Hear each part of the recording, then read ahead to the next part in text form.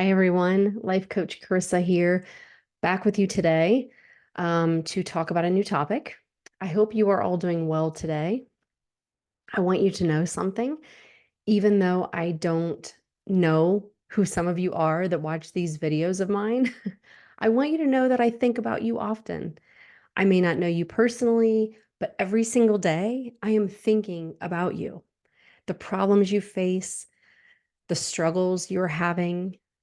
I am constantly thinking about how I can be a bright light to provide a framework for optimism, to think about how I can best support you in this 50-50 life we are living with all of its ups and downs and challenges and curveballs and just the reality of a human experience on Earth. So recently, I have had several clients dealing with loss and grief. And while my specialization isn't necessarily in grief coaching, I do recognize the importance of being supportive during such times. And I thought this would be a good topic that I should touch on. So today I really want to talk about grief as it is so profoundly important, yet it's often very challenging to navigate, right? I mean, we see other people going through it. We don't know what to say. It's challenging to know how to support them. And when we're going through it, we don't really know how to best support ourselves sometimes. So, in other videos of mine, I've talked about how to cope, when life throws you a curveball. But grief feels so much more heavy than that, right? It's like the worst case scenario that we never want to face. Grief is this deep sorrow. When we look at feelings and vibrations in our body, grief would have its own attributes when you would describe it, right? Could you describe to me now what grief feels like in your body? When I think about it, it would be this extreme heaviness in my chest, like a weight sitting on my chest. It might be a stomach that can't seem to settle. It would be a mind that is active and looking at maybe past experiences that would make me sad and maybe make me want to cry. Maybe I would go inward and isolate. It's really helpful to know how we each individually process grief in both your mind and your body. So, even though we may tend to go inward and isolate, I want to reiterate that you don't have to go it alone. There is support and resources available to help you with processing grief. And this story that you should be able to do it alone or you should be strong enough, it's not true. Okay. So, what I'm going to do today is I want to delve into like the normal progression of grief and explore ways that we can best support ourselves or a loved one when they're going through a difficult phase. So let's start with the understanding of grief. Grief is a natural response to loss. It encompasses a wide range of emotions from deep sadness to anger and even relief in some cases. And it's important to remember that grief is not a linear process. Everyone's experiences grief differently, and there is no right way to grieve. I was reading about this. Elizabeth Kubler-Ross introduced a concept of the 5 stages of grief. It's a 1969 book called On Death and Dying. And while not everyone will experience all 5 stages or in a specific order, they do provide a framework for understanding what that emotional landscape of grief looks like. So I'm going to run through those steps. Step 1 is denial. This initial stage helps numb the shock of the loss. It can feel surreal, as if the loss didn't really happen. I mean, I'm sure maybe you yourself or someone else has said, like, I still can't even believe it's true. I had to wake up today and think, did that really happen? This is all just part of that process of denial. It helps numb the shock. It's crazy how our body and mind can do things to protect us. Step 2 is anger. And as reality starts to set in, it's common to feel that frustration and anger, and that emotion can be directed towards oneself, to others, or even in some cases, the person that has passed away. Step three is bargaining. So in this stage, people are often dwelling on what if or if only statements. And the reason why we're doing that is to try to attempt to regain control or reverse the loss. So again, if you find yourself doing this, it is a natural step in the process that she talked about. Step four is depression. So that deep sadness and withdrawal are typical in this stage. And that's when you start to feel the full weight of the loss. And step five would be acceptance. Eventually there comes this sense of peace and acceptance, though it doesn't mean the grief is over. It just signifies that you are now moving to find a way forward with this situation that you're now encountered.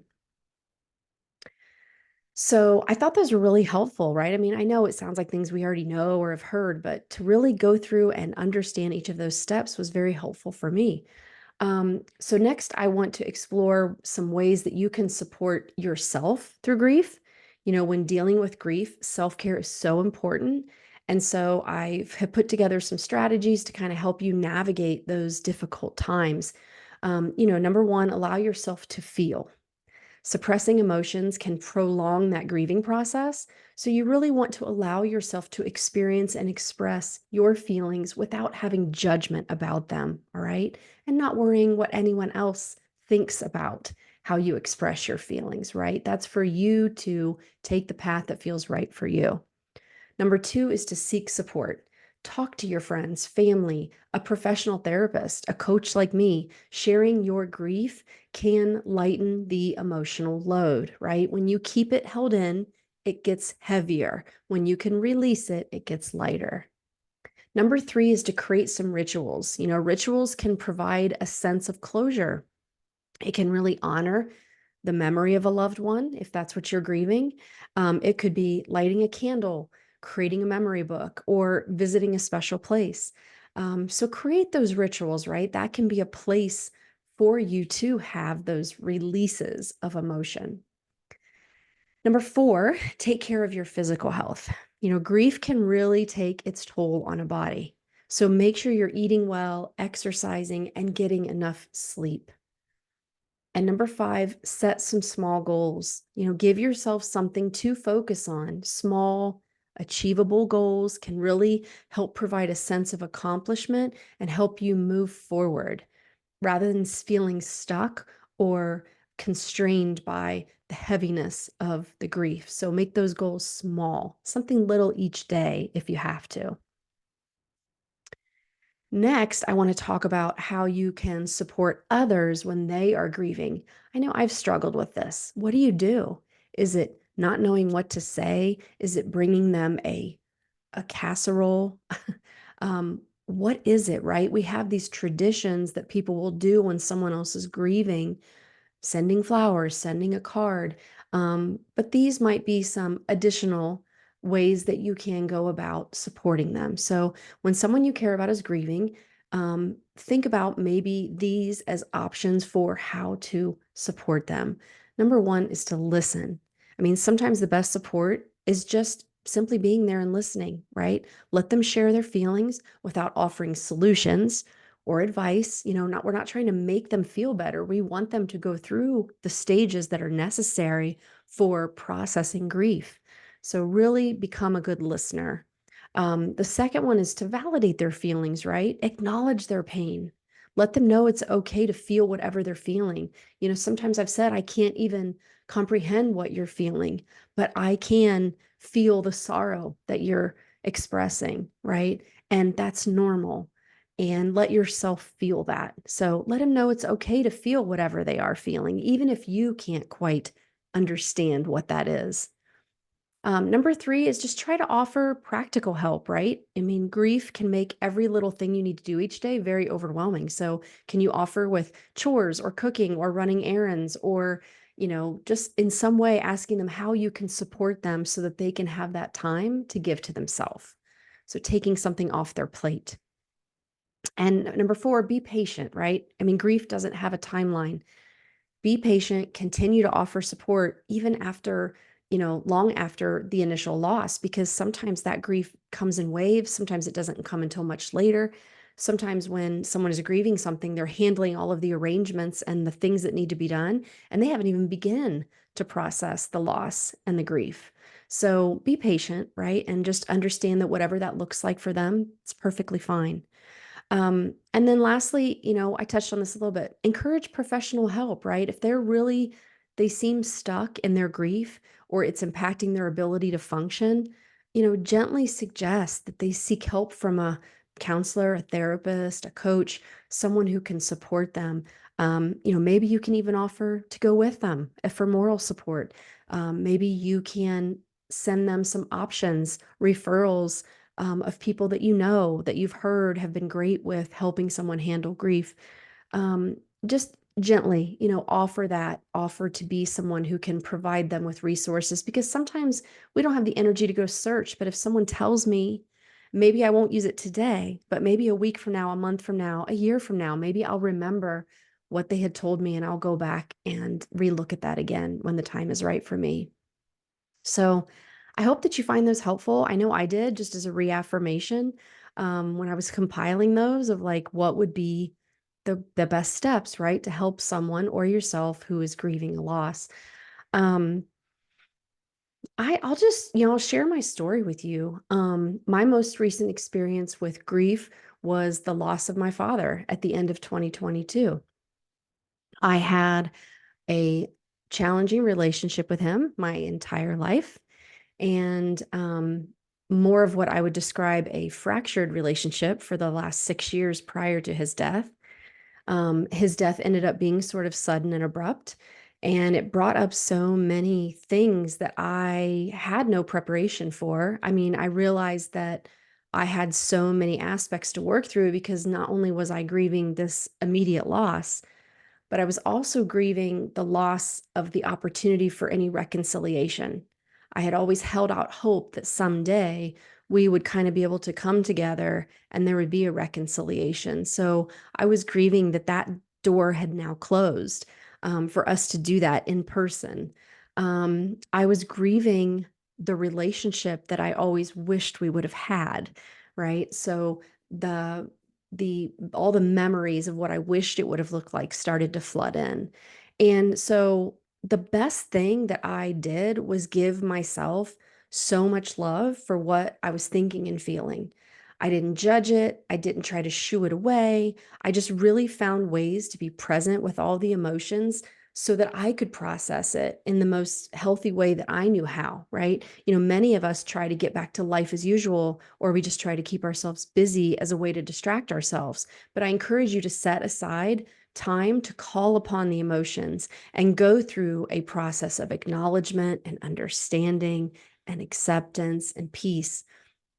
I was busy initially because there was a lot of things that were done to handle his estate, but throughout that process, and then certainly after it was all done, I did really get very intentional. I made sure that I was practicing silence.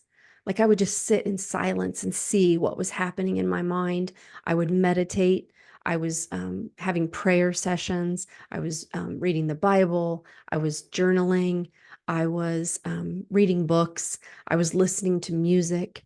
And I would intentionally go and put myself in a position where I could kind of call upon the sadness, the anger, the frustration, and let it all come out in forms of tears or sobbing. I remember I was on a walk one morning and no one's around. I went and sat under a tree in the shade and I just sort of let it all come up and I let it come out. Whatever I needed to do, I did it. And I found that when I released that energy, I was able to create space for more intention in my life, more taking intentional actions to help myself when I created space, right? I took some of that like elevated emotion, I was able to release it and help myself. The old me I know would not have been able to navigate the grief of the loss of my father without all those intentional actions that I chose to take. I do believe that wholeheartedly. Um, But grief, is a deeply personal journey for everyone, and there is no one size fits all approach to healing. So I'm sharing my story with you and some ideas that I have compiled. But the most important thing is to just be kind to yourself and others and allow space for all the complex emotions that will come with loss.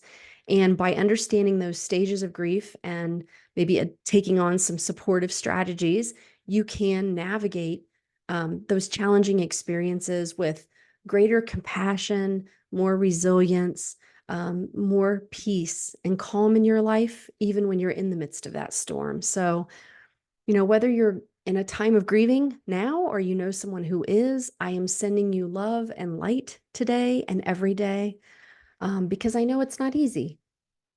I know it's hard. So, my thoughts are with you. All right, everyone, that is what I have for you today. I hope you find this information helpful in navigating grief for yourself or a loved one. If you aren't facing this now, I hope that it will be helpful in the future in a time of need, or share it with someone that you think it could help. I really appreciate you joining me today. And if you did enjoy this video, would you just click that like, share, or subscribe button so I can expand my reach?